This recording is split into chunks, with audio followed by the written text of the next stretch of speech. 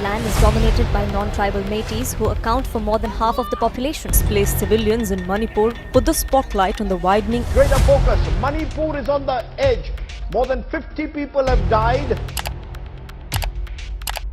दोस्तों, अगर हेडलाइन के तौर पर बात करें तो 60 लोगों की मौत, 1700 से ज्यादा घर जलाए गए और 10,000 लोग पिछले एक हफ्ते में दंगे के कारण देश के सबसे सुदूर राज्य यानी मणिपुर में परेशान है। और हालात ये है कि कर्फ्यू में पूरा राज्य हर तरफ से बंद है। राज्य सरकार की पावर को छीनकर केंद्र सरकार ने सारा कंट्रोल अपने हाथ में ले लिया है।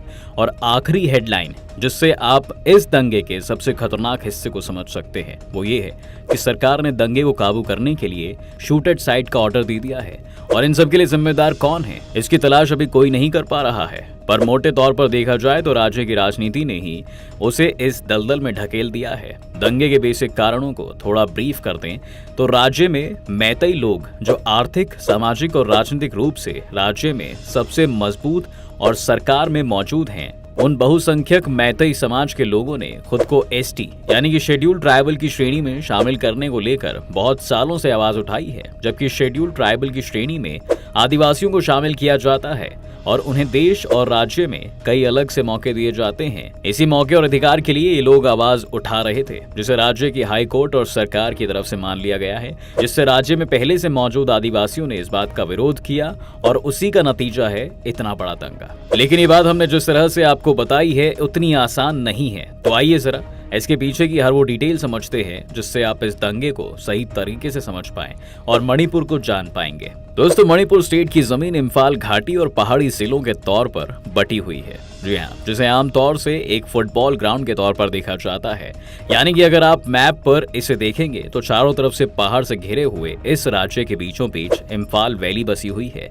इसी इम्फाल घाटी में मैतेई लोग सबसे ज्यादा यानी बहुसंख्या हैं। अब यही एक जगह है जहां पर प्लेन लैंड इस तरह से मौजूद है, जबकि बाकी के पहाड़ी जिलों में नागा और कुकी जनजातियों का वर्चस्व है। यानी कि इम्फाल को अगर हम फुटबॉल स्टेडियम ही फील्ड मान लें, ऐसे में बाकी राज्य के लोग दर्शक बने इसे देखते रहते हैं। लेकिन इस बार हुआ ये कि मैतेई लोगों ने गेम खेलने के साथ ही साथ दर्शकों को मिलने वाली सुविधा भी पानी चाहिए और यही हिंसा का कारण है। इस समय हो रही हिंसा चूराचांदपुर के पहाड़ी जिलों में ज्यादा देखी गई है। दोस्तों, यहाँ पर रहने वाले लोग कुकी और नागा ईसाई हैं। आपको बता दें कि 4 पहाड़ी जिलों में कुकी जाति का डोमिनेंस है। इसे अगर डेमोग्राफी से समझे तो मणिपुर की आबादी 28 लाख है। इसमें मैतेई समुदाय के लोग लगभग 53% हैं। मणिपुर के भूमि क्षेत्र का लगभग 10% हिस्सा इन्हीं लोगों के कब्जे में है।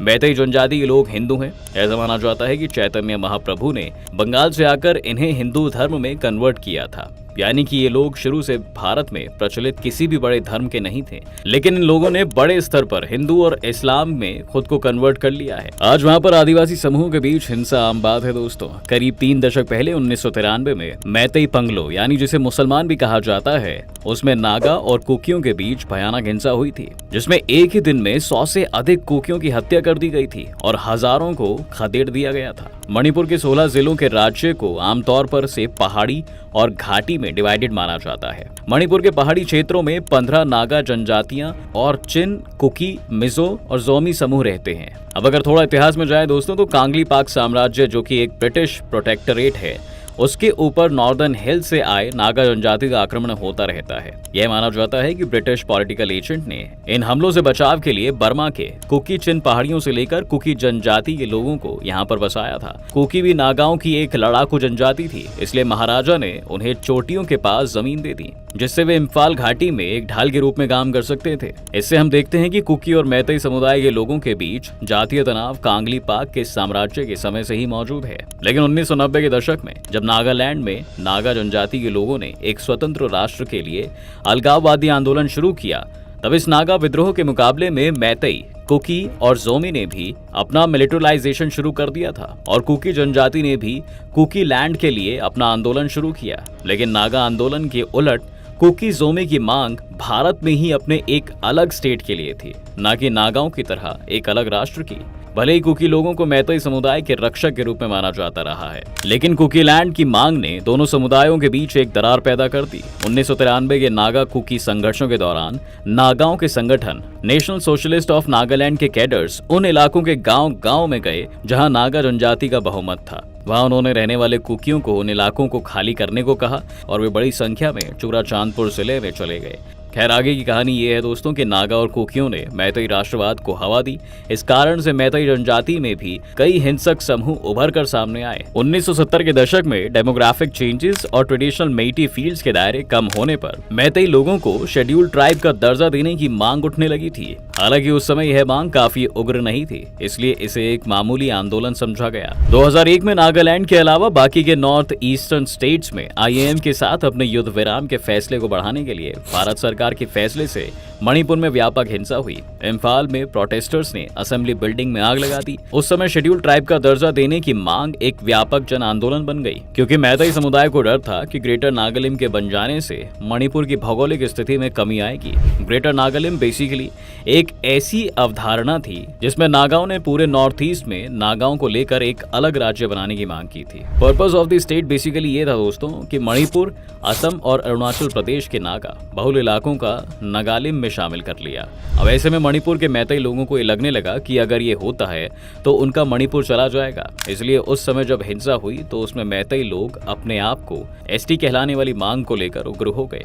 इसके अलावा 2006 से 2012 की ड्यूरेशन के दौरान मणिपुर में एक इनर लाइन परमिट की मांग की गई, जो बाहरी लोगों को बिना परमिशन के राज्य में प्रवेश करने से रोकेगा। म्यांमार के साथ मणिपुर के झरझरा बॉर्डर के आर पार सोमी जनजातियों की फ्री मूवमेंट थी। ये जनजातियां म्यांमार की जनजातियों से समान कस्टम्स, लैंग्वेज और कल्चर के कारण एक दूसरे के इलाकों में फ्री मूवमेंट करते थे। इस कारण से federation of regional indigenous society में 2006 में ILP की मांग को अपना सपोर्ट दिया और दावा किया कि मणिपुर की पॉपुलेशन ग्रोथ रेट 1941 से 51 के समय में 12.8% से बढ़कर 1951 से 61 के दौरान 35.4% और 1961 से 71 में 37.56% हो गई थी। इसका कारण यह था कि परमिट सिस्टम को समाप्त कर दिया गया था। मैतेई लोगों का तर्क था दोस्तों कि राज्य सरकार ही यहाँ पर नौकरी देने वाली सबसे बड़ी इकाई है। अनुसूचित जाति का दर्जा मिल जाने के कारण उन्हें सरकारी नौकरियां मिल सकती हैं, क्योंकि मणिपुर में प्राइवेट नौकरियों की पॉसिबिलिटी बहुत ही कम है। इसके अलावा मैतेई लोगों का यह भी कहना था कि पहाड़ी लोग तो घाटी में जमीन खरीद सकते हैं, लेकिन घाटी के लोग पहाड़ पर नहीं। राज्य के साउथ वेस्टर्न कोने में कुकी जोमी बहुल चूराचांदपुर 4750 वर्ग किलोमीटर क्षेत्र में फैला हुआ है, जिसकी आबादी 2011 की जनगणना के अनुसार 2,71,274 है, जिसमें से ज्यादातर ईसाई ही हैं। आपको बताएं कि 2006 में मिनिस्ट्री ऑफ पंचायती राज ने इसे देश के सबसे गरीब नेटवर्क में डेजिग्नेट किया। फॉरेस्ट कन्वर्सेशन एक्ट के कारण कुकी ट्राइब के फॉरेस्ट से बेदखली तथा उनके ऊपर लगे विदेशी होने के टैग ने इस आंदोलन को और हिंसक बना दिया है। एक दूसरी इंपॉर्टेंट बात यह दोस्तों, नॉर्थ ईस्ट के आंदोलन में कम्युनलिज्म घुस गया है। यह सही है कि इंडिपेंडेंट नागा नेशन मूवमेंट के पीछे चर्च की भी भूमिका थी। जी हाँ, क्योंकि इसका चीफ लीडर स्कॉट एक ब्रिटिश क्लर्जी था, लेकिन वे लोग एक सेक्युलर नागालैंड की बात करते थे। नॉर्थ ईस्ट में कम्युनलिज्म की शुरुआत हिंदू राष्ट्र बनने की अवधारणा ने की। यही खेल मणिपुर में भी खेला गया, जो आज तक जारी है। मेजॉरिटी हिंदू कम्युनिटी जो हिंदू हैं, जिनके बल पर भाजपा ने वहां पर जोड़ तोड़ कर सरकार बनाई, जिसके कारण कुकी जैसी जनजाति समूह जो ईसाई हैं उनमें भी इनसिक्योरिटी पैदा हुई। मणिपुर के साथ ही पूरे उत्तर पूर्व में जनजातियों के बीच उनकी एग्जिस्टेंस का संकट पहले से ही था। वहां इनकल्चरलेशन का प्रोसेस बहुत धीमा है। इसमें कम्युनलिज्म के प्रवेश ने सारे लैंडस्केप को और भी जटिल बना दिया है। चूंकि मणिपुर की सरकार भी भाजपा की ही है, ऐसे में उनके रहते हुए इस तरह की हिंसा ने एक बार फिर सरकार को घेर दिया है।